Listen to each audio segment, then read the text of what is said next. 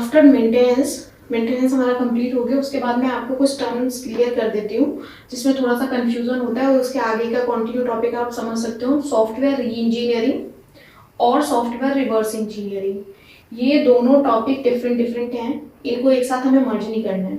Software जो हमारा री इंजीनियरिंग है ये एक ब्रॉड टर्म है, और ये जो सॉफ्टवेयर रिवर्स इंजीनियरिंग है ये इसका पार्ट है। यानी कि जो सॉफ्टवेयर रिवर्स इंजीनियरिंग जो है ना, ये इसका पार्ट बोल सकते हो। किसका पार्ट बोल सकते हो? सॉफ्टवेयर री इंजीनियरिंग का। तो ये जो है हमारा सॉफ्टवेयर री इंजीनियरिंग का पार्ट है, लेकिन है ये दोनों डिफरेंट चीज। और सबसे जो ये है, ये ब्रॉड टर्म है हमारा, और रिवर्स इंजीनियरिंग इसके अंदर आएगा। अब मैं बताती हूँ कि जो हमारा ये सॉफ्टवेयर री इंजीनियरिंग है, ये दो टर्म्स को लेके मिलके बना हुआ है। एक तो सॉफ्टवेयर रिवर्स इंजीनियरिंग इसमें अप्लाई होता है, प्लस उसके साथ साथ में सॉफ्टवेयर फॉरवर्ड इंजीनियरिंग भी इसमें अप्लाई होता है। दोनों इंजीनियरिंग इसमें चलती है एक साथ। जैसे कि हम अभी तक पढ़ रहे थे, इसमें जो दोनों का कॉम्बिनेशन चलता है, सॉफ्टवेयर रिवर्स प्रोसेस भी जाता है इसमें, प्लस सॉफ्टवेयर फॉरवर्ड इंजीनियरिंग भी अप्लाई होता है। अभी तक आपको याद होगा, अगर हम इनिशियल क्लास पे जाएं, जब हमने एसडीएल के फेजेस पढ़े थे, तो क्या होता था, टॉप डाउन अप्रोच चलती थी। एक फेज के बाद हम नेक्स्ट फेज पे जाते थे, बस रिवर्स का कॉन्सेप्ट नहीं था। लेकिन जब री इंजीनियरिंग की बात करते हैं तो इसमें रिवर्स प्रोसेस भी होगा, इसलिए इसमें नंबर ऑफ स्टेप्स ज़्यादा लगेंगे। अब कैसे, जैसे एक मैं एग्जांपल से आपको समझाती हूँ। सपोज दैट हमारे पास कोई लेगेसी सॉफ्टवेयर है, पुराना कोई सॉफ्टवेयर है हमारे पास, जो अभी करंट में यूज है, बहुत अच्छे से डिमांड में भी है और यूज भी कर रहे हैं, ठीक है, और उसको हम यूज कर रहे हैं काफी। और जैसे कोई लेगेसी सॉफ्टवेयर है हमारा जो अभी चल रहा है करंट में, और उसको लोग पसंद भी कर रहे हैं, यूज भी कर रहे हैं। अब हम क्या चाह रहे हैं कि उस सॉफ्टवेयर को हम चेंज नहीं करना चाह रहे, लेकिन अब इसमें क्या कर सकते हैं, रिवर्स इंजीनियरिंग में हम क्या करते हैं, अब इसके ड्रॉबैक ये होते हैं कि अगर हम इसको चेंज करने भी बैठे, इसको कुछ लेटेस्ट इसमें कुछ एड ऑन भी करें, तो एक तो इन सॉफ्टवेयर के साथ में प्रॉब्लम ये होती थी क्योंकि ये बहुत पुराने टाइम से यूज कर रहे थे। तो जो पहले काम होता था 8 से 10 साल पहले या उससे भी पहले जो सॉफ्टवेयर चले आ रहे हैं सालों से, तो उसमें क्या होता था, एक तो इसमें डॉक्यूमेंटेशन बहुत पुअर होता था, क्योंकि डॉक्यूमेंटेशन प्रॉपर होता नहीं था। अभी हम जब सॉफ्टवेयर डेवलप करते हैं तो डेवलपर क्या करते हैं, साइड में मेंशन करते हैं कमेंट सेक्शन में। जैसे फॉर एग्जांपल जैसे सी का याद करो, तो सी में हम क्या करते हैं, हम जो लिखते हैं उसमें साइड में हम कमेंट लिखते हैं। जो कमेंट एग्जीक्यूट नहीं करता कंपाइलर, वो सिर्फ हम लिखते हैं कि ये लाइन ऑफ कोड हमने किस पर्पज से लिखा था। हर लाइन में नहीं, लेकिन जहां हमें लगता है कि कोई रिकर्सल फंक्शन यूज हो रहा है, जहां हमें लग रहा है कोई लूपिंग यूज हो रही है, या कुछ ऐसा लॉजिक हम लिख रहे हैं जिसका एक पर्पज है, स्पेसिफिक पर्पज है, तो वहां हम उसके सामने क्या करते थे, कमेंट सेक्शन में मेंशन करते थे कि ये हमने किस पर्पज से लिखा है।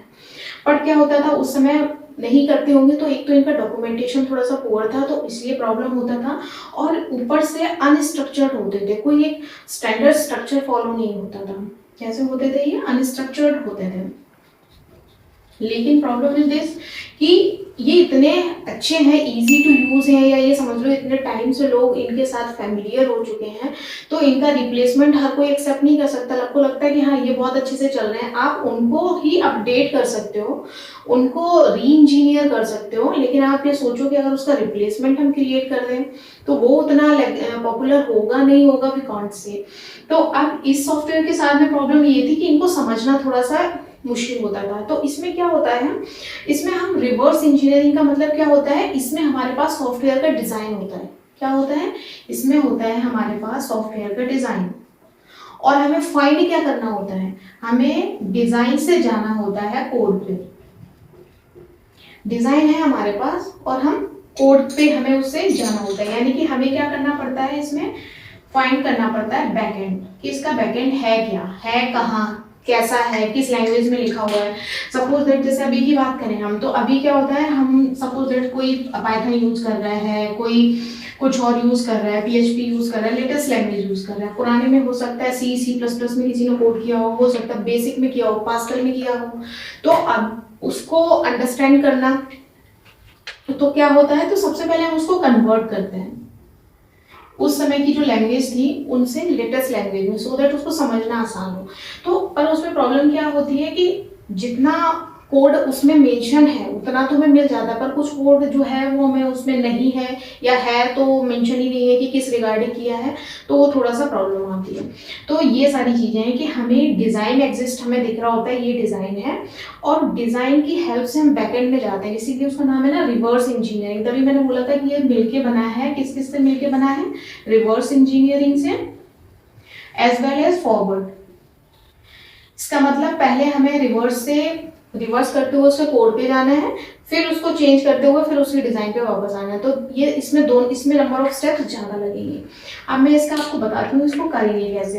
अब जब हम इसमें नंबर ऑफ स्टेप्स ज्यादा लगेंगे, यानी कि पहले आपको बैकवर्ड जाना होगा फिर आपको आगे आना है, तो इसमें क्या होता है, कॉस्ट थोड़ा सा ज्यादा, कॉस्ट इफेक्टिव नहीं होते हैं, थोड़े से कॉस्टली होते हैं। अब कॉस्ट क्यों ज्यादा होती है, सबसे पहले तो हमें इसमें बहुत ही जो ट्रेंड जो होती है टीम की नीड होती है। उसका पर्पज ये है कि डॉक्यूमेंटेशन नहीं है प्रॉपर, कोई प्रॉपर स्ट्रक्चर फॉलो नहीं किया है, लेटेस्ट लैंग्वेजेस नहीं है, पुरानी लैंग्वेजेस हैं उनके सिंटेक्स को समझना, और सबसे इम्पॉर्टेंट चीज़ कि किसी और ने उसको कोड किया है और अब जो उसको चेंज कर रहा है, यानी कि जो उसको अपडेट कर रहा है, मेंटेनेंस कर रहा है, वो पर्सन अलग है। यानी कि किसी दूसरे के काम को पहले समझना फिर उसको खुद चेंज करना, तो टाइम टेकिंग भी है, तो ऑफकोर्स यहाँ से कॉस्ट इंक्रीज होती है, क्योंकि किसी और सॉफ्टवेयर ने उसको पर्सन ने डेवलपर ने डेवलप किया है, उसने अपने हिसाब से किया है, उसने अपना क्या किया है, तो पहले उसका जो पुराना कोड है उसको अंडरस्टैंड करना, उसको कन्वर्ट करना, उसके बाद जो मिसिंग कोड है उसको खुद से प्रिपेयर करना, और उसके बाद उसको इंजीनियरिंग करना। तो वो क्या हो गया, इसलिए हमें एक जब टीम ट्रेंड होती है तो कॉस्ट बढ़ जाती है।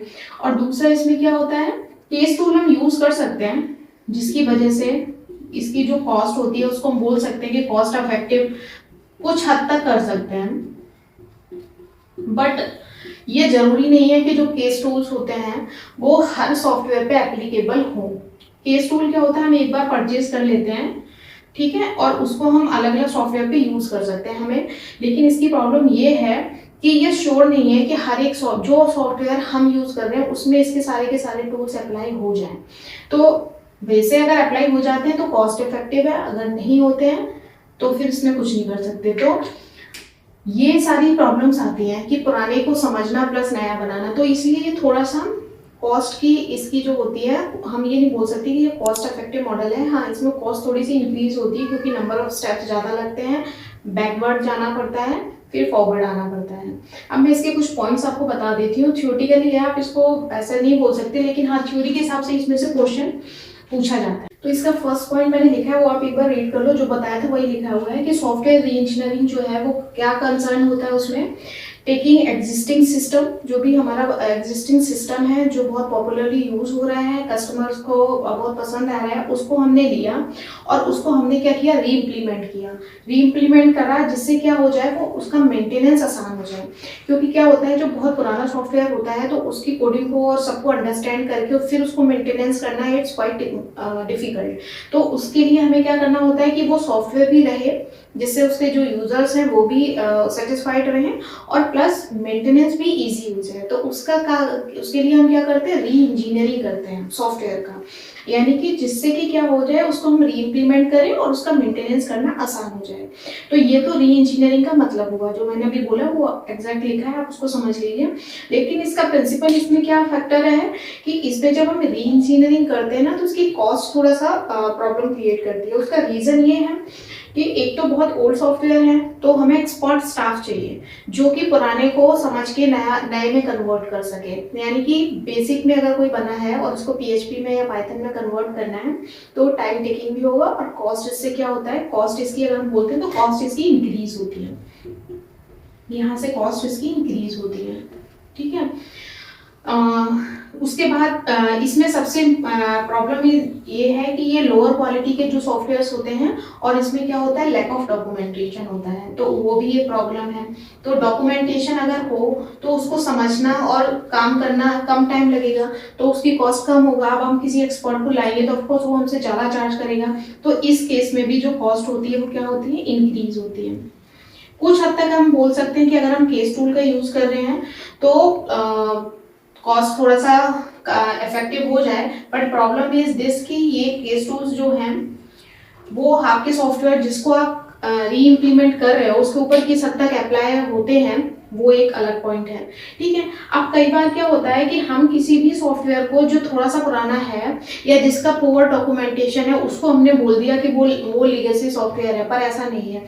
पुअर डॉक्यूमेंट होना, लोअर सॉफ्टवेयर क्वालिटी का सॉफ्टवेयर होना, इसका मतलब ये नहीं होता कि वो हमारा लेगेसी सॉफ्टवेयर हो गया। ठीक है, तो वो दोनों चीज़ों में फ़र्क है। ऐसा नहीं है, लेगेसी का मतलब क्या होता है जो पहले से यूज़ कर रहा हो। जैसे डे टू डे एग्जाम्पल में बोले जो मेरे घर में कोई ऐसा इक्विपमेंट है जो मेरे दादाजी के टाइम से यूज़ हो रहा है, मेरे ग्रैंड पेरेंट्स यूज़ करते थे, फिर उसके बाद मेरे पेरेंट्स यूज़ कर रहे हैं और वो अभी तक एग्जिस्टिंग है, उसको हम लोग भी यूज़ कर रहे हैं, पर हमें लगता है कि उसके अंदर थोड़े से चेंजेस करके हम आज की नीड के हिसाब से उसको बदल सकते हैं। अब एक ये है कि जो मेरे कुछ सामान ऐसा है जो मेरे घर में पिछले 15 ईयर्स से कुछ इक्विपमेंट पड़ा है जिसको कोई यूज़ नहीं कर रहा, उसका डॉक्यूमेंटेशन ढंग का नहीं है, वो उसका स्ट्रक्चर ठीक नहीं है, तो हम ये नहीं बोल सकते कि वो लेगेसी इक्विपमेंट है। नहीं है, वो यूज़ नहीं हो रहा है या वो सॉफ्टवेयर लोअर क्वालिटी का है या उसका डॉक्यूमेंटेशन नहीं है, तो वो लेगेसी नहीं होगा। तो इसमें थोड़ा सा देखना पड़ेगा हमें कि वो एग्जिस्टिंग कर रहा हो। तभी हम देखते हैं ना आजकल यूट्यूब से बहुत सारे वीडियोस आते हैं जिसमें होता है कि कुछ पुराना है, हम देखते हैं ना, जैसे स्पेशली कि कोई ग्रैंड पेरेंट्स के टाइम का कुछ है, जैसे कि कोई एथनिक वेयर है, उसका हम देखते हैं कि लेटेस्ट उसको यूज़ करके हम कैसे ड्रेसेस डिज़ाइन कर सकते हैं और वो यही होता है कि जो ग्रैंड पेरेंट्स हमारे यूज़ करते थे और उसकी क्वालिटी बहुत ही अच्छी है, उसको आज के हिसाब से कैसे उसको मॉडिफाई करके रीबिल्ड करके उसको आज के टाइम के हिसाब से हम यूज़ कर पाए, तो वो मतलब है। इसका मतलब ये नहीं है कि जो सॉफ्टवेयर ऐसे ही बना दिया किसी ने जिसका डॉक्यूमेंटेशन नहीं है या जो सॉफ्टवेयर ठीक नहीं हो रहा है हम उसको री इम्प्लीमेंट करने बैठ जाएंगे ये तो बहुत अच्छा सॉफ्टवेयर है, ऐसा नहीं है। ठीक है, तो इन चीज़ों को थोड़ा सा ध्यान रखना। जो बहुत ही पॉपुलर है सॉफ्टवेयर है, जो बहुत ही अच्छा सॉफ्टवेयर है, जो यूज़र्स में बहुत पॉपुलर है, उसी को हम री इम्प्लीमेंट करते हैं, क्योंकि हम इतना कॉस्ट उसी सॉफ्टवेयर पे लगाने में वर्थ है जो एक्चुअली डिजर्व करता है अपना। कोई पुअर सॉफ्टवेयर के ऊपर हम इतनी कॉस्ट इन्वेस्ट नहीं करेंगे जस्ट बिकॉज कि उसका मेंटेनेंस आसान हो, है ना। तो री इंजीनियरिंग की प्रोसेस अप्लाई होती है जो बहुत ही पुराने सॉफ्टवेयर हैं और जो पॉपुलर हैं और जो यूजेबल हैं, अभी भी यूज़ करना चाहते हैं लोग उनको, तो उनके ऊपर हम री इंजीनियरिंग के प्रोसेस अप्लाई करेंगे। ये कैसा होता है, ये इसमें पहले रिवर्स जाते हैं, हमें डिज़ाइन होता है and we find the code. ठीक है, और उसके बाद वापस से फिर हम उसके डिज़ाइन को री इम्प्लीमेंट करते हैं। तो इसीलिए सॉफ्टवेयर इंजीनियरिंग जो है री इंजीनियरिंग, ये है ब्रॉड टर्म। और अब इसके अंदर हम नेक्स्ट उसमें पढ़ेंगे लेक्चर में रिवर्स इंजीनियरिंग, इसमें किस तरीके से इम्प्लीमेंट करेंगे। जब रिवर्स इंजीनियरिंग का कॉन्सेप्ट आएगा तो उसको इसके साथ में कैसे इम्प्लीमेंट करेंगे। ठीक है, आई होप यहाँ तक आपको क्लियर हुआ होगा कि इसमें क्या क्या है, इसको कैसे हम करेंगे, री इंजीनियरिंग किसको करेंगे तो कैसे करेंगे और उसकी वजह से उसकी कॉस्ट पे क्या इम्पैक्ट पड़ेगा। ठीक है, तो ये 3 चीजें मैंने यहाँ पे आपको बताई है। री इंजीनियरिंग क्या होता है, वो किन किन चीज़ों से मिलकर बना है, रिवर्स प्लस फॉरवर्ड, उसके अलावा लेगेसी सॉफ्टवेयर को री इम्प्लीमेंट करते हैं, और री इम्प्लीमेंट जब करते हैं तो हम डिज़ाइन से कोड की तरफ मूव करते हैं और उसको फाइंड आउट करते समय हमें कॉस्ट वाइज ये सारी प्रॉब्लम्स फेस करनी पड़ती हैं। ठीक है, so thank you so much for watching us.